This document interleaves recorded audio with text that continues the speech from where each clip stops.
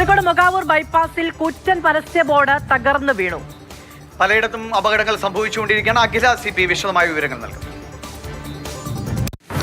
ഞാനിപ്പോൾ ഉള്ളത് കോഴിക്കോട് മൊകവൂർ ദേശീയപാതയിലാണ്. ഈ ദേശീയപാതയുടെ താഴെയായുള്ള സർവീസ് റോഡിലേക്കാണ് ഇപ്പോൾ ഒരു കൂറ്റൻ ഫ്ലെക്സ് ബോർഡ് മറഞ്ഞു വീണിരിക്കുന്നത്.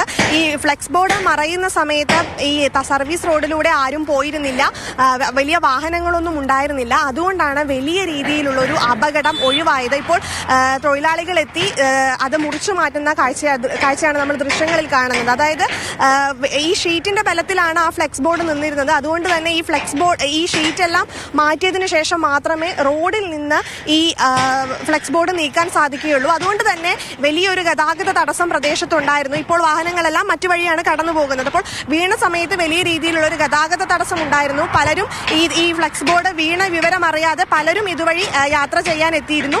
അവരെല്ലാം കൃത്യമായി വിവരം അറിയിച്ചിട്ടുണ്ട്. നമ്മൾ ഈ ഫയർഫോഴ്സ് ഉൾപ്പെടെയുള്ളവരെ വിവരം അറിയിച്ചപ്പോൾ അവർ പറഞ്ഞ കാര്യം ഇത് മുറിച്ചു മാറ്റാൻ കുറച്ച് പണിയാണ്. കാരണം വലിയ ഫ്ലെക്സ് ബോർഡാണ്. അപ്പോൾ ഈ സർവീസ് റോഡിനും ദേശീയപാതയുടെയും സമീപത്തായി ഈ കൂറ്റൻ ഫ്ലെക്സുകൾ വലിയ രീതിയിലുള്ള ഒരു അപകടം സൃഷ്ടിക്കുന്നുണ്ട് എന്നത് പറയാതെ വയ്യ. കാരണം പലയിടത്തും വലിയ കൂറ്റൻ ഫ്ലെക്സുകളാണ്. നമ്മൾ ഇത് തന്നെ കണ്ടു. ഈ പലതും വലിയ രീതിയിലുള്ള ഷീറ്റിന്റെയും വലിയ ഇരുമ്പ് കമ്പികളുടെയും ഒക്കെ ബലത്തിലാണ് നിൽക്കുന്നത്. അത് ഈ ആളുകളുടെ ദേഹത്ത് വീഴുകയോ അങ്ങനെ എന്തെങ്കിലും ഉണ്ടായാൽ വലിയ രീതിയിലുള്ള അപകടം ഉണ്ടാകാൻ സാധ്യതയുണ്ട്. എന്തായാലും കോഴിക്കോട് ജില്ലയിൽ ഇപ്പോൾ ശക്തമായ മഴയും കാറ്റും തുടരുന്ന സാഹചര്യത്തിൽ ഇത്തരത്തിൽ ഫ്ലെക്സ് ബോർഡുകൾ വീഴുന്നത് കൂടി വലിയ ഭീഷണി സൃഷ്ടിക്കുന്നുണ്ട്.